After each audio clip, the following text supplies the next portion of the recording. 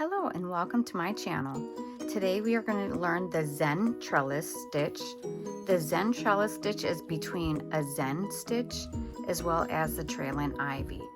This is what it looks like on the Addi 46. This is going to be the same exact stitches, however this one is actually called the Royal Zen. As you guys can see, it is a little bit different looking. I'm stretching it out, that way you can really see. We've got two colors underneath, and then this one is just a same solid color.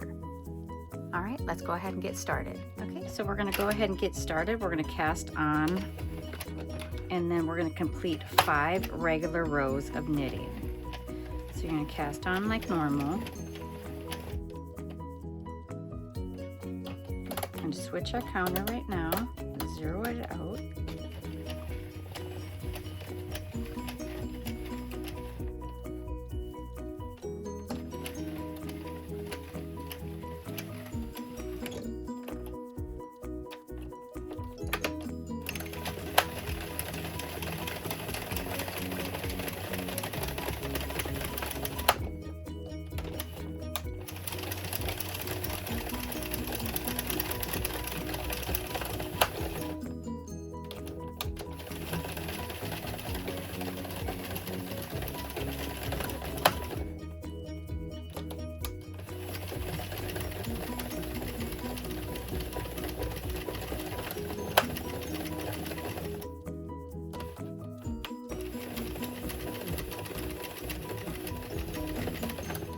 So on the start of row 6, what you're going to do is you're going to start the Zen stitch. The Zen stitch is going to be wrap around, come back around, and go right in between the middle of the two and pick up that one. Remember, make sure you don't do it too tight and too loose. You will get used to it after a while. And then we're going to knit 1 and knit 2. I'm going to do this in a couple different views, so we're wrapping 2 around and going right through the middle of the 2 pins. We're going to get that seated down, and now we're going to knit 1 and knit 2. And you're going to do this for a total of 35 rows. Knit 1, knit 2. Okay, same stitch, we're just giving you a different view. So you're going to wrap around 1, and then you're going to go right in between the 2. And then you guys see how that's seated. It's not super tight, it still has a little bit of looseness to it. We're going to get it seated down properly, at least to this right here, and then we're going to knit 1 and knit 2. And we're going to keep doing that for a total of 35 rows. Knit 1 and knit 2. And the reason why I tell you guys to make sure that it's seated, so if it's not seated right here, there is a possibility if you go out to do the knitting 1 and 2, if you go out too far, this is going to come off and it's going to show on your work. So we're knit 1 and knit 2, and we're going to keep going around and doing the same exact stitch.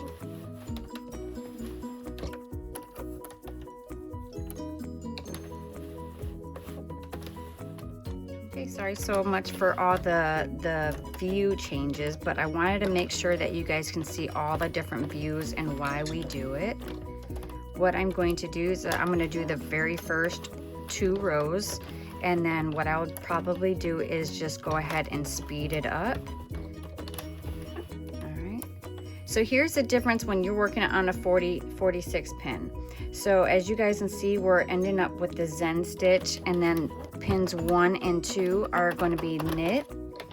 So the next time I go around, I'm going to end up on knit 2. So that is the difference. If you were working on the 48 pin, you would actually do the same exact thing, and that's what it's going to be, is going to be the royal stitching. So as the Addi will actually alternate, the central 48 pin will not. It will be the same exact, and that's why you're going to get those 2 different stitches. 1 and 2. So wrapping around, going through the middle, knit 1 and knit 2. Same thing all the way around for 35 rows. 1 and 2.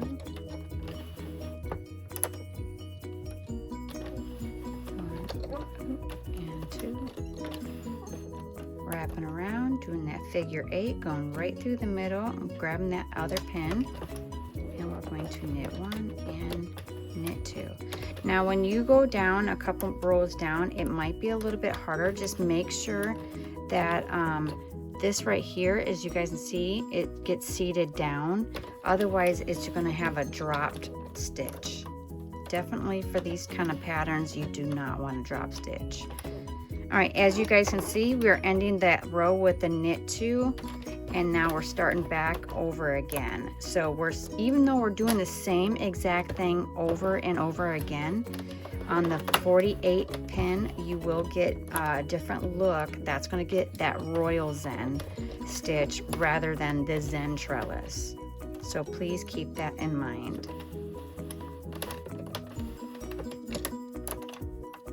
Wrap 2, going between the middle, 1 and 2. Wrap 2, going between the middle of the 2. Knit 1 and knit 2. Now I'm going to go ahead and speed this up.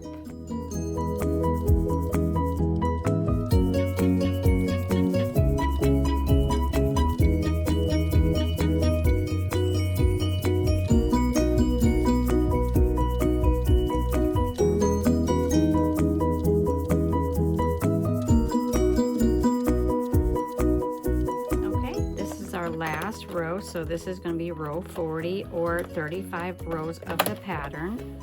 So wrapping 2, going in between that second one right here, knit pins 1 and 2.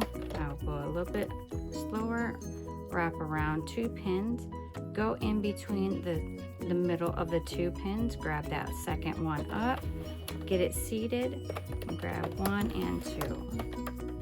Wrap around, go in between the middle, seated, 1 and 2. Wrap around, in between, 1 and 2. And we'll complete this whole entire row together. I'm going slow, making sure I'm not going to drop or miss any. 1 and 2. Wrap 2, and go in between the middle, 1 and 2.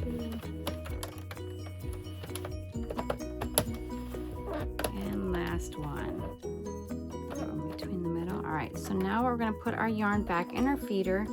However, make sure you guys are not going fast when you're doing the regular knit. We're going to go nice and slow. Every once in a while you're going to feel like it's going to be a little bit harder to pull. Don't try to force it. Like I said, just wiggle it around. So as you guys can see, we are going nice and slow. Especially for this first row.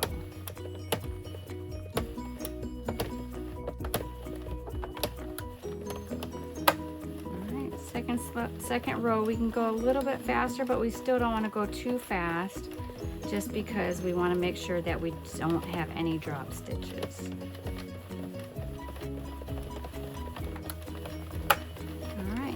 So now what I'm going to do, as you guys can see really quick, let me show you this beautiful, beautiful pattern. This is what it should look like in the inside. Remember, this is going to be your purl side. This is the knitted side.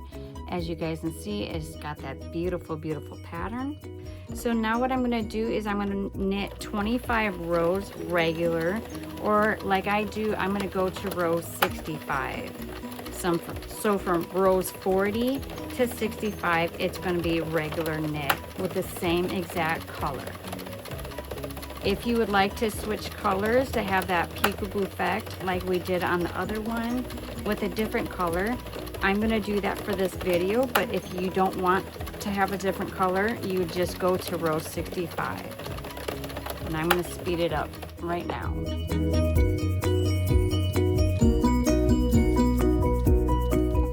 Just completed row 65. Now we're going to be starting on 66. As you guys can see, I I just cut my yarn, and now I'm going to switch. I decided to go with white just to have a nice subtle background. What we're going to do is put it in the feeder, get these two, we're going to hold them up, and then I'm going to get two of them seated down, and then we're going to give it a double knot. Remember, you guys, this color will be in the inside and not the outside.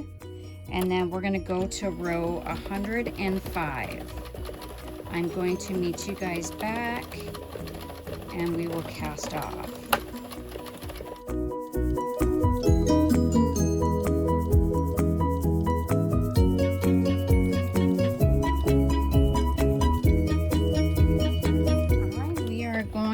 This is row 105.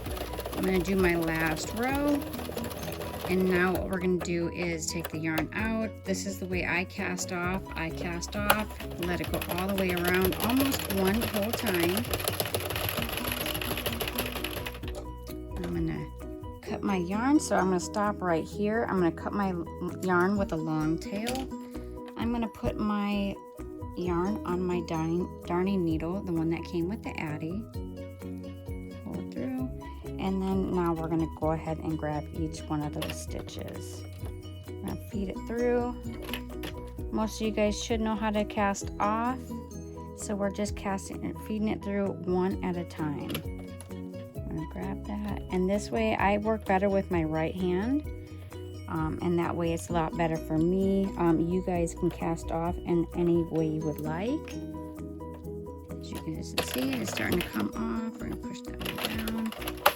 All right, so with this method, because I use my right hand, I can grab multiple stitches at the same time.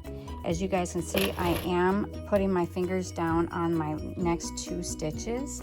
I do that every single time, just in case I happen to pull too hard and it pops off. That just kind of gives you a little bit of security. Finish off.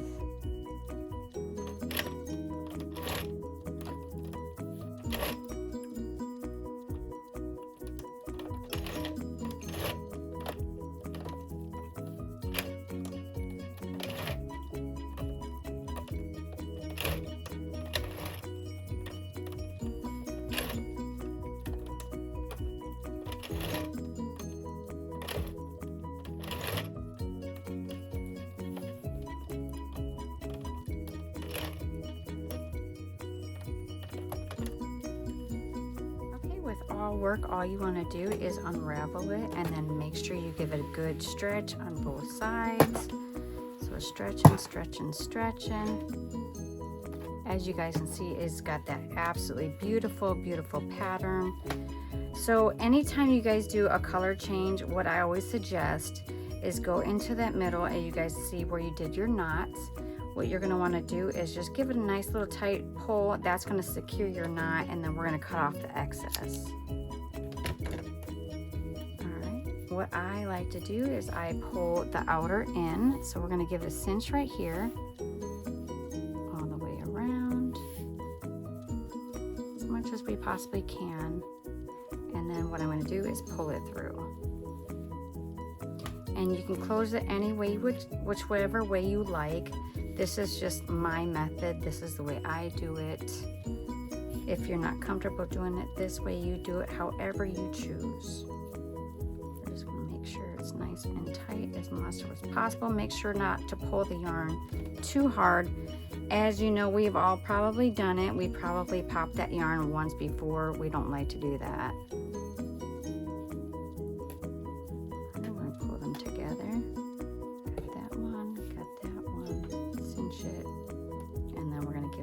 Huge knot. I'm going to cut off some of my excess yarn, just make it a lot easier.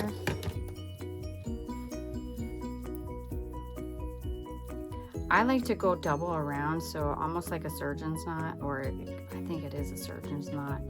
I like to do that and then cinch it as much as possible. I'm going to give it a nice little another knot, and I always try to do mine 3 times. Grab our darning needle and put it through the inside, so it's going to be in that double layer hat right through